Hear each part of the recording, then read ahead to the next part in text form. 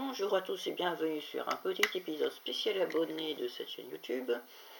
En réponse à un commentaire de monsieur Nico Mario O, qui avait demandé à voir tous mes timbres et toutes mes lettres de la période classique. Donc je vais faire ça en deux épisodes, un pour les timbres, un pour les lettres. Celui pour les timbres, donc j'en ai pris quelques-uns des miens, pas tous, que je vais vous montrer maintenant.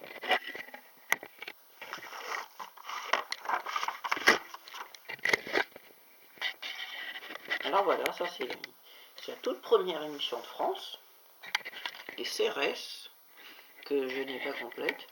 C'est également elle qui contient le timbre le plus cher de France, c'est-à-dire le 1 franc vermillon que je n'ai pas. Le 1 franc vermillon, donc qui vaut, pour le catalogue Variety 2015, 100 000 € neufs, 50 000 € neufs avec tirage de charnière et 20 000 € oblitérés. Il faut savoir si vous en avez un bloc de 4 de la variété vermillon vif, mais ça vous fait 1 200 000 €, ce qui n'est pas mal. Voilà. C'est la toute première émission France avec le CRS au bout. Il faut savoir que dans le catalogue, le premier, c'est celui-ci qui est marron, et celui qui est marron à droite, et celui-ci ne vient qu'en troisième. Mais en fait c'est faux, c'est lui le premier, et lui il est venu après. Donc faut pas se tromper dans le catalogue. C'est celui-ci en premier, mais dans la vraie vie, c'est lui. Voilà.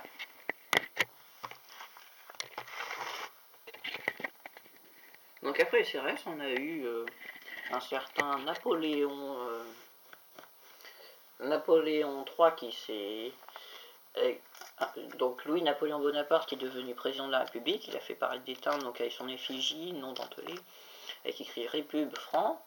Petite variété, ils ont un B sous le cou, je n'en ai pas malheureusement. Alors après, donc il a fait un petit coup d'état normal, hein, il s'est devenu un empire.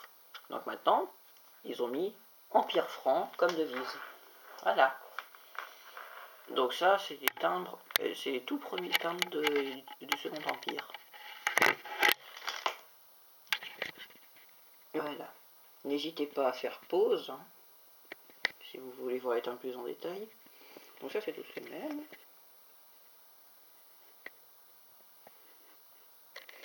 Donc oui, je vous ai mis plusieurs des mêmes. Pourquoi? Parce que vous voyez, celui-là il est un petit peu clair, et celui-là nettement plus foncé que l'autre. C'est une variété. Donc celui-ci, c'est un timbre qui a eu une impression avec de l'encre un petit peu plus foncée que l'autre. Donc vous voyez, il y a tout un tas d'échelons de variété, et donc ça peut être... ça peut parfois faire monter un petit peu les côtes.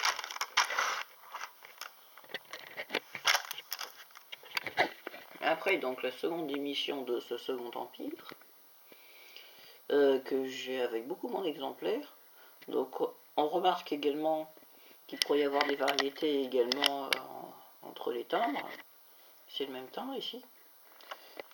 Voilà, un 9.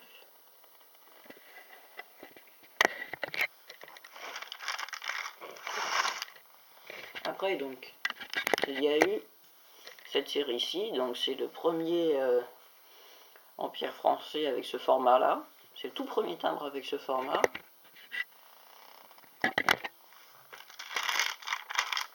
Dans le format, je veux dire, la disposition des postes, empire français, etc.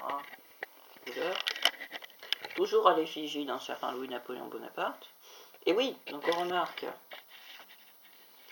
à partir de celui-ci, il a une couronne de laurier sur la tête. Tandis qu'avant, il n'en avait pas. Donc, je ne sais pas pourquoi. Pourtant, ce sont la couronne de laurier date aussi du Second Empire. Bon.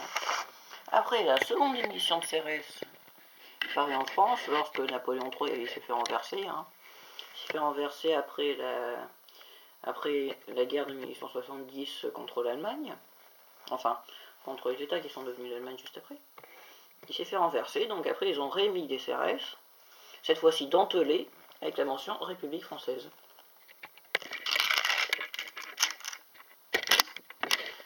Ici une variété de cette série qui n'est pas dentelée, qui vaut 320 €. Donc on retrouve ici le même format que ce timbre-ci, donc c'est la deuxième fois que ce format est utilisé. Sur cette fois-ci une émission de CRS de tout ce qu'il y a plus de République. Notamment on remarque que celui-ci c'est une variété, il est beaucoup plus clair, il a pu y avoir encore une impression.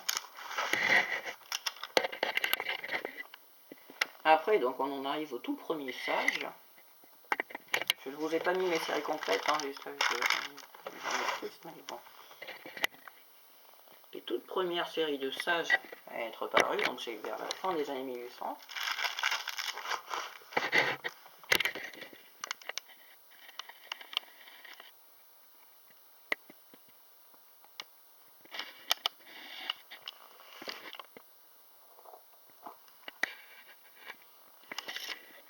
Voilà. Après, donc, on a une autre sorte de timbre. C'est la première fois qu'il y a un timbre sans effigie qui paraît en France. Il y a juste écrit poste 5 centimes. On n'a même pas la mention poste ou la mention République française. C'est innovant pour l'époque. Après, là, donc, on retrouve un timbre de franchise militaire. Bon, je le mets en bonus parce que ce n'est pas dans le 19e siècle. Au 19e siècle. Donc, franchise militaire, ça veut dire pour les militaires, l'affranchissement était gratuit. Voilà. Bon, ben, c'était tout pour ce petit épisode. Je vous rassure, je n'ai pas que ça en termes de la période classique. Je vous en ai montré qu'une petite partie. Monsieur Nico Mario, je te donne rendez-vous dans d'autres petits épisodes spécial abonnés que je ferai pour les lettres. Voilà. Comme d'habitude, pouce vert, abonnement, tout ça, ça fait plaisir.